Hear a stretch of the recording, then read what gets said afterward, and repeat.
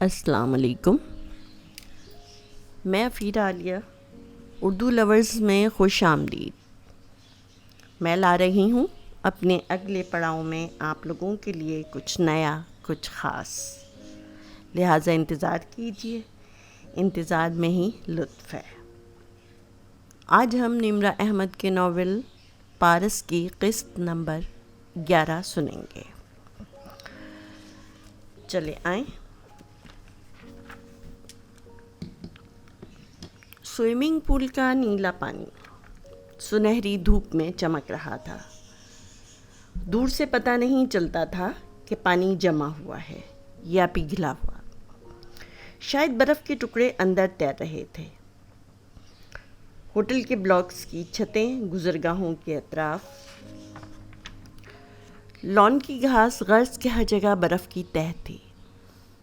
دھوپ 4 دن بعد نکلی تھی. کچھ مہمان پول کے گرد آرام دہ کرسیوں پر بیٹھے تھے. کچھ سردی میں گرمی کا مزہ چکھتے ٹہل رہے تھے.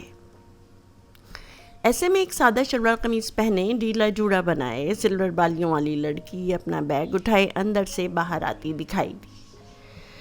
اس کی چال دھیمی اور چہرے پہ تکان تھی، جیسے ساری رات کی جاگی ہوئی اپنی شفٹ ختم کر کے گھر جا رہی ہو. وہ عمارت کے ساتھ ساتھ چلتی جا رہی تھی جب ایک دم رکی. سوئمنگ پول کے ایک طرف کرسی پر جیکٹ اور ٹراؤزر جیسے آرام دہ حلیے میں ملبوس رضوان حیات اخبار پڑھ رہے تھے. ان کے دائیں طرف چھوٹی میز پر جوس کا گلاس رکھا تھا. کافی فاصلے پر ایک ویٹر بظاہر گملے ٹھیک کرتا اور در حقیقت ان کی طرف متوجہ تھے کہ کب وہ اشارہ کریں اور وہ حاضر ہو. پارس چند لمحے رک کر دیکھتے رہی، پھر جھکے سر کے ساتھ چلتی ہوئی ان تک آئی. سر. اس کی آواز دھیمی تھی. رضوان حیات نے اینک کے اوپر سے اس کو دیکھا، پھر ہاتھ سے قریبی کرسی کی جانب اشارہ کیا. وہ بیٹھی مگر ایسے کہ آگے ہو کر کنارے پہ ٹکی تھی. سر، آپ نے پیسے بھجوائے تھے. اب وہ انہیں دیکھتے ہوئے کہہ رہی تھی، مگر ان اٹھی نگاہوں میں بھی جھکی نظروں جیسی ندامت تھی. مل گئے تھے. وہ اخبار پڑھتے رہے.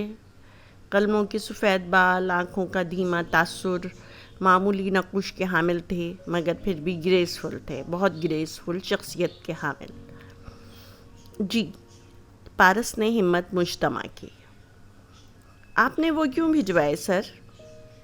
کیونکہ آپ کو ضرورت تھی. سر، مجھے کہنے دیجئے کہ میری والدہ نے آپ سے جھوٹ بولا تھا. شکیل قرضے کی رقم عرصہ ہوا ادا کر چکا ہے. نہ غنڈے تھے، نہ ہی انہوں نے زخمی کیا. یہ رقم بس وہ کاروبار میں لگا دے گا یا اڑا دے گا، اور میں پتہ نہیں کتنے سال یہ قرض اپنے خون سے اتارتی رہوں گی. مجھ سے چھوٹے میرے 2 بہن بھائی ہیں، سویرا اور فیضان.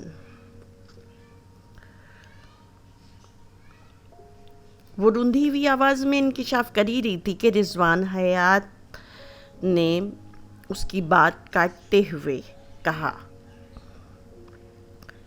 لمحے بھر کو اس کو ایسا لگا کہ یہ فقرہ انہوں نے اخبار سے پڑھ کے سنایا ہے.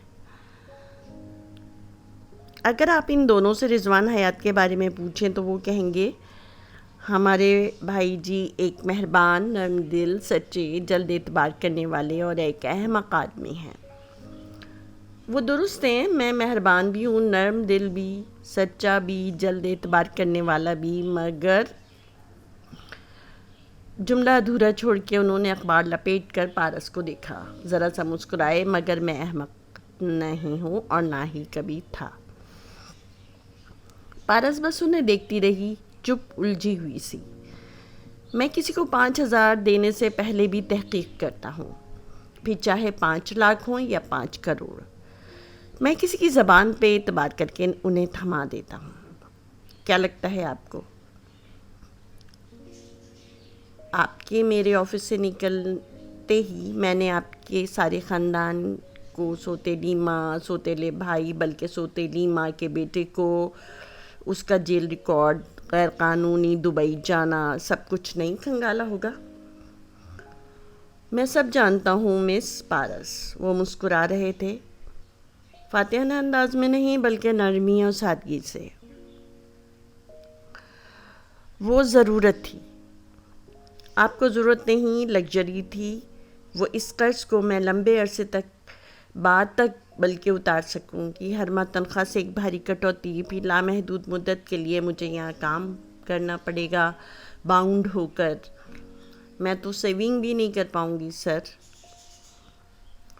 اور یہی کچھ آپ کی والدہ کو بھی معلوم ہونا چاہیے۔ انہوں نے جوس کا گلاس اٹھایا، سپ لے کر واپس رکھا۔ ٹھنڈا جوس، ٹھنڈا موسم، پول کا ٹھنڈا پانی۔ کیا مطلب سر؟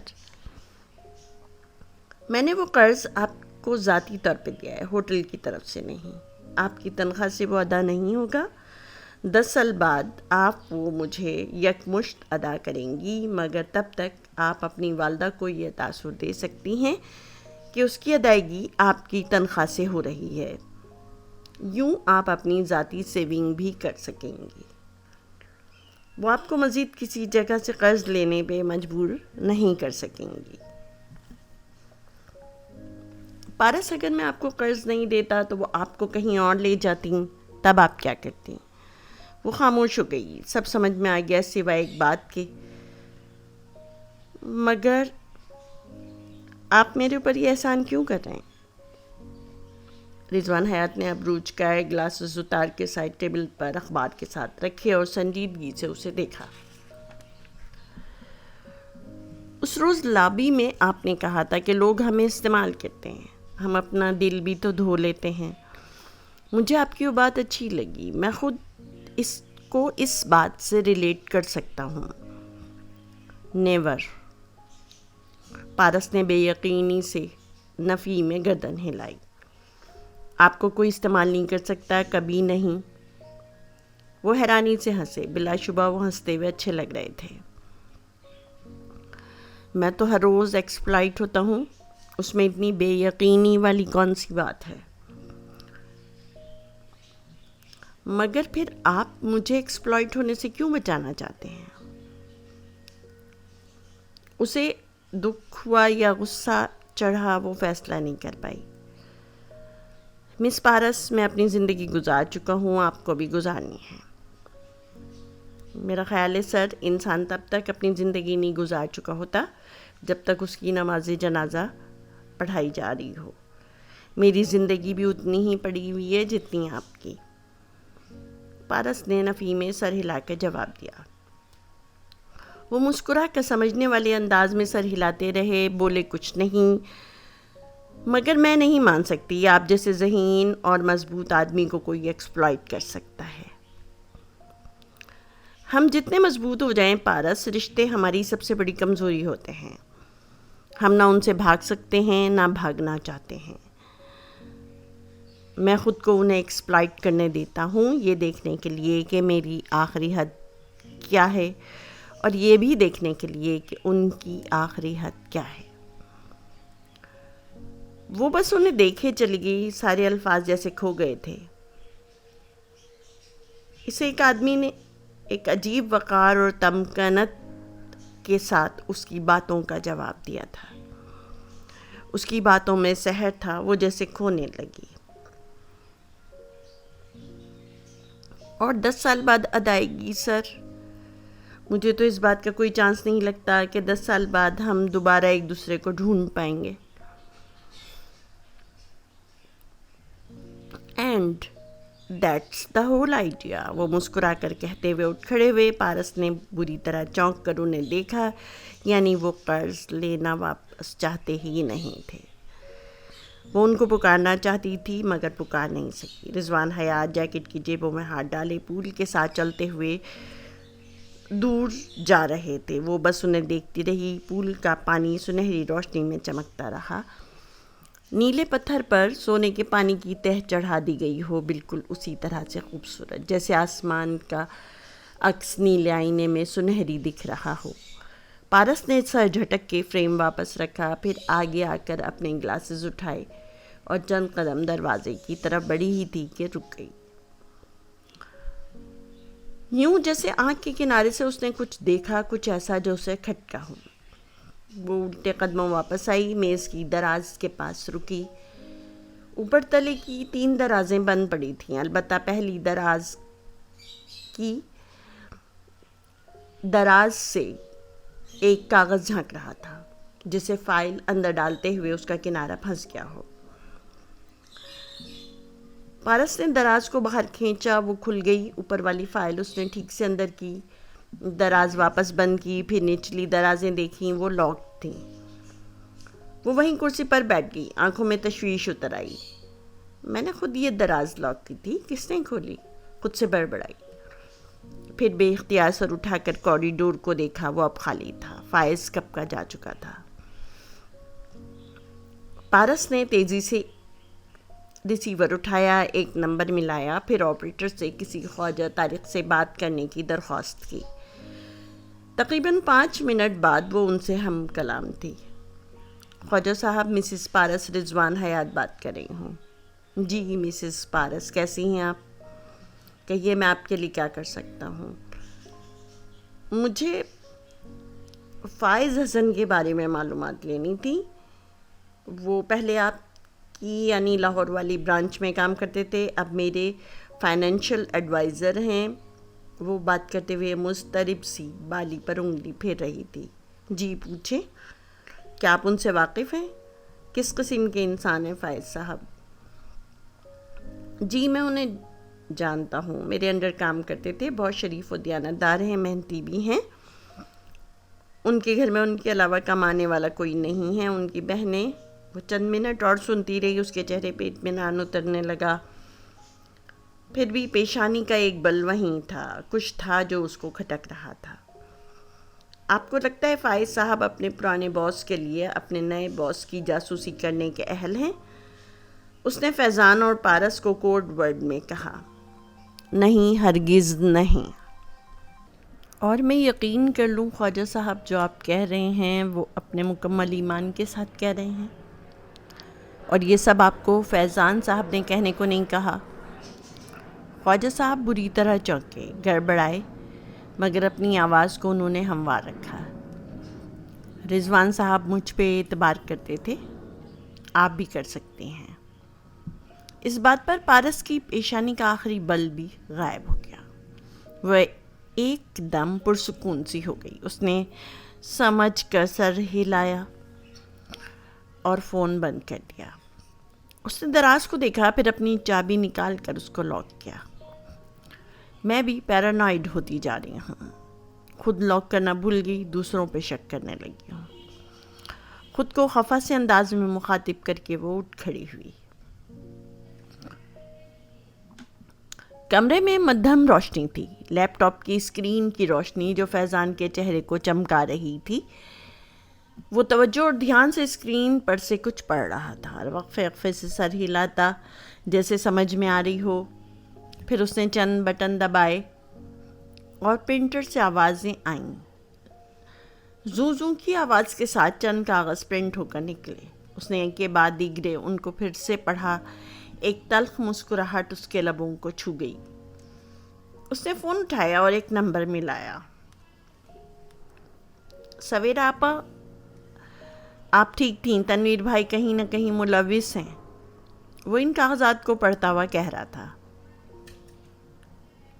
کیا مطلب؟ اور تمہیں کیسے پتا؟ وہ جیسے اٹھ کر بیٹھ گئیں۔ رضوان بھائی کی موت سے اگلی دوپہر پارس نے اپنے اور بھائی جی کے مشترکہ اکاؤنٹ سے ایک بھاری رقم نکلوائی، اور اسی دن وہ رقم تنویر بھائی کے اکاؤنٹ میں منتقل کی گئی۔ میں نے اس اکاؤنٹ نمبر کو چیک کیا ہے جس کے نام سے ڈپازٹ سلپ مجھے ملی ہیں، یہ تنویر بھائی کا اکاؤنٹ نمبر ہے۔ اوہ، مگر فائز، تمہیں ڈپازٹ سلپ کہاں سے ملی؟ پارس کے ساتھ کام کرتا ہوں اور اس کی چیزوں تک رسائی اتنا مشکل کام نہیں۔ وہ اب پھر سے لیپ ٹاپ پہ کچھ بٹن دبا رہا تھا، پرنٹر آوازیں دینے لگا۔ مگر اس نے تنویر کو اتنے پیسے کیوں دیے؟ یا تو وہ شروع سے اس کھیل کا حصہ ہوں گے یا پھر بعد میں انہیں کچھ خبر ہو گئی ہوگی اور زبان بندی کی رقم ان کو دے دی گئی ہوگی۔ مگر فیضی، کیا پارس تمہاری اصلیت سے واقف ہے؟ اور یہیں پر آ کر فیضی الجھ گیا۔ اگر تنویر بھائی اور پارس ملے ہوئے ہیں تو وہ جانتی ہوگی، اور وہ ملے ہوئے ہیں مگر نہیں، وہ نہیں جانتی، اس کے انداز سے نہیں لگتا۔ وہ کنفیوزڈ تھا۔ تنویر صاحب نے پارس کو پھر کیوں نہیں بتایا؟ یہاں آ کر آپا میں الجھ جاتا ہوں، کیونکہ میں نہیں سمجھ پا رہا کہ تنویر بھائی کی وفاداری کس کے ساتھ ہے، میرے ساتھ یا پارس کے ساتھ، یا ہم دونوں سے ہی مخلص نہیں۔ چند لمحے خاموشی رہی، پھر سویرا آپا نے جیسے سر پہ ہاتھ مارا۔ یاد کرو فیضی، تنویر صاحب نے تمہیں بھائی جی کے مرنے کے فوراً بعد بتایا تھا کہ ان کے سر کی پشت پر ایک نوکیلی چیز سے کیے گئے زخم کا نشان تھا۔ جی، اور جب میں ادھر آیا تو انہوں نے اس بات کو ٹالنا چاہا، مگر میرے اصرار پر انہوں نے اعتراف کر لیا، اور وہ اب بھی اسی بات پر قائم ہیں۔ وہ جیسے کچھ سمجھ رہا تھا۔ وہ زخم تنویر صاحب کے علاوہ افضل بابا نے بھی دیکھا تھا۔ فیضی، اگر پارس نے تنویر صاحب کو ٹپ کیا ہے تو کیا افضل بابا کو بھی کیا ہوگا؟ ایک تو یہاں کچھ سمجھ میں نہیں آ رہا کہ پارس کی پارٹی کون سی ہے اور ہماری کون سی۔ وہ جھنجھلایا۔ خیر، جب تک افضل بابا سے دوبارہ بات کرتا ہوں، آپ وہ کریں جو میں نے کرنے کو کہا ہے، یعنی تمہارے منصوبے کا دوسرا اسٹیپ۔ جی، اب وقت آ گیا ہے کہ رضوان حیات کی بہن مری آئے اور اپنی بھائی جی کے قتل کی FIR درج کرائے۔ وہ ہلکا سا مسکرایا۔ وہ ابھی تک کامیاب جا رہا تھا۔ بے فکر رہو، میں ویکینڈ پر پہنچ جاؤں گی۔ فیضی نے فون رکھا اور مسکرا کر پرنٹ آؤٹس کو دیکھنے لگا۔ اس کے دشمن اپنی قبر خود کھود رہے ہیں۔ افضل بابا نے دروازہ دھیرے سے کھٹکھٹایا، ذرا سا کھولا۔ پارس سنگھار میں اس کے سامنے بیٹھی جھک کر دراز میں کچھ رکھ رہی تھی۔ آہٹ پر اس نے سر اٹھا کے آئینے میں دیکھا، جس کا عکس چوکھٹ میں افضل بابا کو کھڑا دکھا رہا تھا۔ جی بابا، مڑے بغیر عکس کو دیکھتی ہوئی وہ کہتے ہوئے دونوں ہاتھ سے دائیں بالی کا ہک کھولنے لگی۔ کوئی شجاع طاہر صاحب آئے ہیں، میں نے انہیں لان میں بٹھا دیا ہے، آپ کا پوچھ رہے ہیں۔ بالی کا کنڈا کھولتے ہوئے اس کے ہاتھ رکے بلکہ نیچے آ گرے۔ وہ اسٹول پہ بیٹھے بیٹھے پوری پلٹی۔ کیا فیروزہ بیگم گھر پہ نہیں ہے؟ جی، وہ انہی کے ساتھ بیٹھی ہیں۔ اچھا، میں آ رہی ہوں۔ وہ دھیرے سے واپس آئینے کی طرف مڑی۔ عکس میں افضل بابا پلٹ کر جاتے ہوئے دکھائی دیے۔ پارس نے پھر سے بالی کے کنڈے کو چھوا۔ اسے اتارنا چاہ رہی تھی، وہ اسے نہیں اتارنا چاہ رہی تھی۔ آئینے سے جھانکتی اس کی آنکھوں میں ایک دم اضطراب و بے چینی در آئی، غصہ بھی اور بے بسی بھی، انتظار بھی مگر بے پرواہی بھی۔ وہ زندگی کے ان لمحوں میں سے ایک لمحہ تھا جب انسان بیک وقت متضاد کیفیات کا شکار ہوتا ہے۔ وہ خوش بھی ہوتا ہے اور ناخوش بھی، پریشان بھی اور ایکسائٹڈ بھی، اپنی فیلنگز کو سمجھ نہیں پا رہا ہوتا۔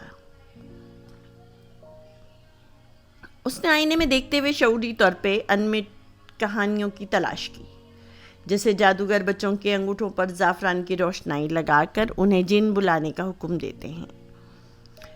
اس نے بھی بنا آواز کے آئینے کو حکم دیا کہ کوئی یاد اس کے سامنے لے آئے جو شجاع سے ملنے سے قبل اس کو ڈھارس دے، اس کے رویے کو ری شیپ کرنے میں مدد دے۔ دائیں بائیں، بائیں کو دائیں دکھانے والے آئینے نے فوراً تعمیل کی۔ اس کی شفاف سطح پر بلبلے بنتے گئے، جیسے کسی نے پانی میں پتھر پھینکا ہو۔ ان سے بننے والے دائروں میں انمٹ کہانیاں پھر سے ابھرنے لگیں۔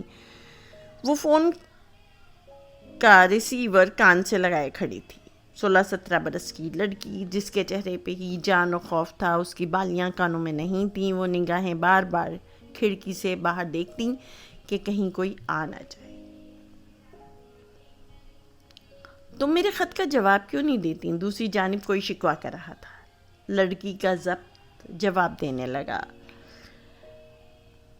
جواب تمہارے خط کا۔ شجاع پہلے یہ بات کلیئر کر لو، میں نے تمہیں فون تمہارے خطوں کا جواب دینے کے لیے نہیں کیا، بلکہ مجھے تم سے ضروری بات کرنی تھی، مگر تم نے میرا حال تک نہیں پوچھا۔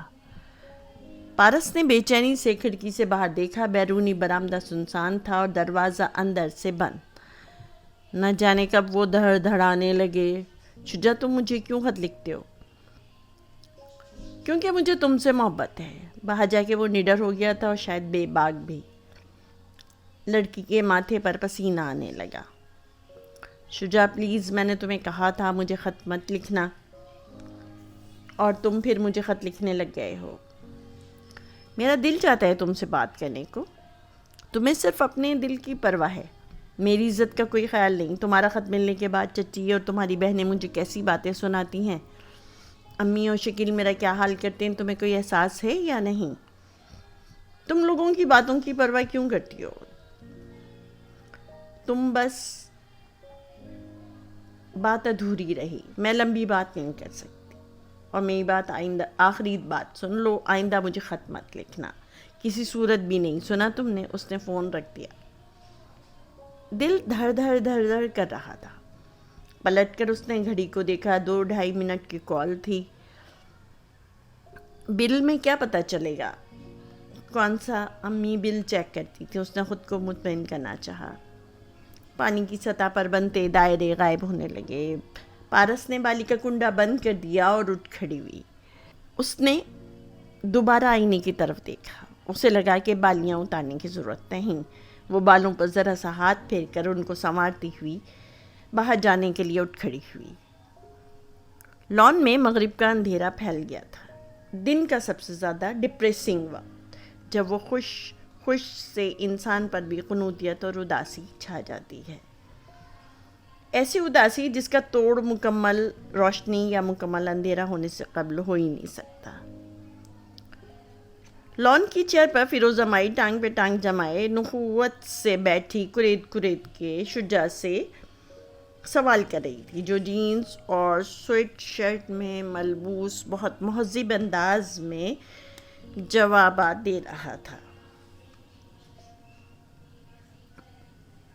پارس کو آتے دیکھ کر احتراماً کھڑا ہوا۔ فیروزہ مائی نے بھی اس کی سمت دیکھا۔ دیکھو پارو شجاع آیا ہے، اتنے سال بعد اسے ہمارا خیال آ ہی گیا۔ پارس سلام کہتی کرسی کھینچ کر آ بیٹھی، تمکنت اور وقار سے کمر سیدھی رکھ کے ٹانگ پہ ٹانگ چڑھائے۔ شجاع کہہ رہا ہے تجھ سے ہوٹل میں ملا تھا، تو نے بتایا نہیں؟ فیروزہ مائی کے انداز پہ وہ جیسے شرمندہ ہوا۔ پارس نے ایک نظر ماں پہ ڈالی۔ میں کب تمہیں ہر بات بتاتی ہوں؟ کیا پہلے کبھی بتائی ہے؟ اب کے شرمندہ ہونے کی باری فیروزہ مائی کی تھی۔ کیسی ہیں آپ؟ وہ کہنے لگا، آنکھوں کا وہی نرم دھیما تاثر جو پگھلا دے۔ فائن تھینکس، اس نے سنجیدگی سے کہتے ہوئے سر کو جنبش دی۔ کیا کرتے ہو برطانیہ میں؟ فیروزہ مائی پھر سے پوچھنے لگی۔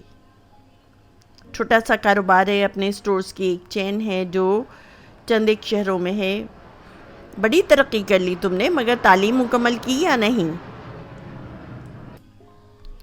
جی، ساتھ میں پڑھائی بھی مکمل کر لی تھی، وہ متانت سے جواب دے رہا تھا۔ اور تمہاری ماں اور بہنیں اب کہاں ہوتے ہیں سب؟ وہ 2 بہنوں کی شادی ہو گئی تھی، 2 ابھی امی کے ساتھ رہتی ہیں وہیں لاہور میں۔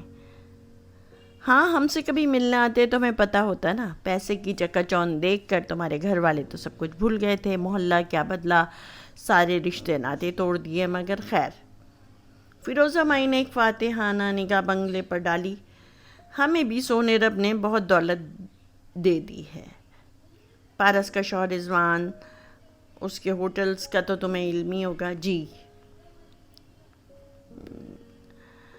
انہیں بخوبی علم ہے۔ جو پارس خاموشی سے سن رہی تھی، شجاع کی آنکھوں میں دیکھتے ہوئے پہلی دفعہ مسکرا کر بولی، علم ہے مجھے، میں پچھلے سال آنا چاہتا تھا آپ کے پاس، مگر تب معلوم ہوا کہ پارس نے شادی کر لی ہے، 100 میں رک گیا۔ پھر رضوان صاحب کی وفات کا پتہ چلا۔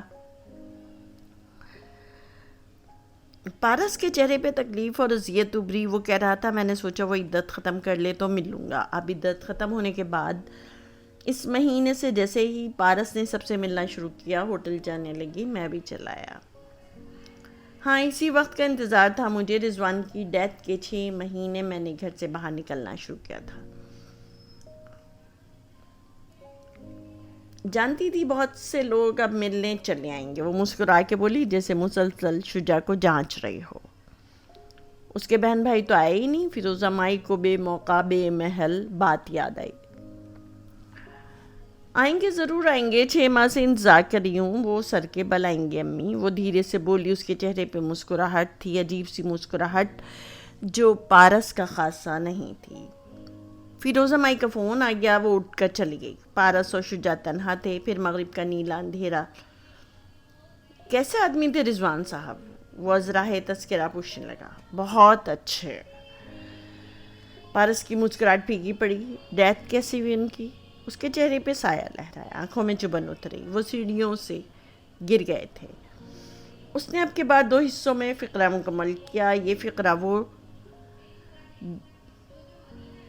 ایک حصے میں مکمل کر ہی نہیں سکتی تھی.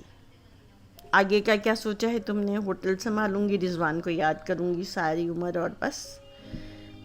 پارس نے خود کو کمپوز کرتے ہوئے بظاہر بے پرواہی سے شانے اچکائے. کیا اب بھی تمہارے اندر تبدیلی کی خواہش نہیں ہے؟ وہ بہت اداسی سے اس کو دیکھ رہا تھا. پرانی باتیں مت یاد کرو شجاع. میں نے اگر انہیں یاد کیا تو تمہاری طرف لمبا کھاتا کھلے گا. تم نے کہا تھا خط نہ لکھو. میں نے نہیں لکھا. تم نے کہا فون نہیں کرو. میں تمہاری آواز سننے سے محروم ہو گیا. میں نے ہمیشہ تمہاری خوشی مقدم رکھی. میں نے کہا نا پرانی باتیں مت یاد کراؤ. لمبا کھاتا کھلے گا تمہاری طرف. قدر سختی سے آگے ہو کے اس نے تنبیہ کی. وہ خاموش ہو گیا مگر اس کی آنکھوں میں دکھ تھا. میں تمہیں بہت مس کرتا ہوں پارس. تمہیں میرا خیال تب کیوں آیا جب میں ایک امیر بیوہ بن گئی ہوں؟ 8 سالوں میں پہلے کبھی میری یاد کیوں نہیں آئی؟ اسی وقت کیوں مجھ سے ملنے آئے ہو جب میں نے ہوٹل سنبھالنا شروع کیا؟ وہ آگے ہو کر سختی سے بولی. اس کی آنکھوں میں تیش تھا, غصہ تھا اور ہر وہ جذبہ جس سے آگ کی لپٹیں نکلتی تھیں. میں تمہارے پاس کچھ بن کر آنا چاہتا تھا. میرے پاس اتنا کچھ ہونا چاہیے تھا کہ تائی مجھے انکار نہ کر پائے, مگر بہت دیر ہو گئی. جب تک میں آیا تمہاری رضوان حیات سے شادی ہو چکی تھی. اسٹوری اچھی بنا لیتے ہو مگر نہیں, مجھے یقین نہیں آیا. وہ اٹھ کھڑی ہوئی, گردن سیدھی رکھے. اس نے سر چلوں میں ڈوبی نگاہوں سے کرسی پر بیٹھے شجاع کو دیکھا. ہمارے درمیان کچھ بھی کامن نہیں ہے. تم جب آنا چاہو آ جاؤ, ملنا چاہو مل لو, مگر مجھ سے کوئی امید نہیں رکھنا. میں تمہیں کچھ بھی دے نہیں سکتی. شجاع ساتھ ہی کھڑا ہو گیا. پارس جانے کے لیے پلٹی. تم اب بھی وہی بالیاں پہنتی ہو جو میں لایا تھا؟ تب یہ اس لیے تھا کہ تمہاری یہ خود کی خرچ کرنے والی پہلی کمائی تھی. کیا میں پوچھ سکتا ہوں کہ اب یہ کس لیے ہے جبکہ تمہارے پاس خود پہ خرچ کرنے کو کروڑوں روپیہ ہے؟ پارس کے قدم زنجیر ہو گئے مگر وہ مڑی نہیں, نہ ہی کچھ بولی. شجاع چلتا ہوا عین اس کے سامنے آ رکا. میں نے تم سے جھوٹ بولا تھا. 100 روپے کی بالی کو 50 کہہ کر لایا تھا. یہ وہ پہلا اور آخری جھوٹ تھا جو میں نے تم سے بولا, مگر یہ ایسا جھوٹ تھا جو اعتبار گھٹانے کے لیے نہیں بڑھانے کے لیے ہوتا ہے. لیکن تم پھر بھی مجھ پر اعتبار نہیں کرتی. وہ یہ کہہ کر اس ایک نظر اس کے اوپر ڈال کر واپس پلٹ گیا. پارس سن کھڑی رہ گئی, سانس روکے, بالکل منجمد. پھر اس کی آنکھوں کے کٹورے بھرنے لگے. سیاہ سفید پیالے میں سرخی اور پانی ابھرا. آنسو ٹوٹ کر گالوں پر لڑکے. اس نے چہرہ موڑا. شجاع گیٹ سے نکلتا دکھائی دے رہا تھا. ڈبڈبائی آنکھوں سے اسے جاتا دیکھتی رہی. پرانی یادیں مت دہراؤ ورنہ تمہاری طرف لمبا کھاتا کھلے گا. شجاع وہ بھی یہ آواز میں خود سے بڑبڑائی.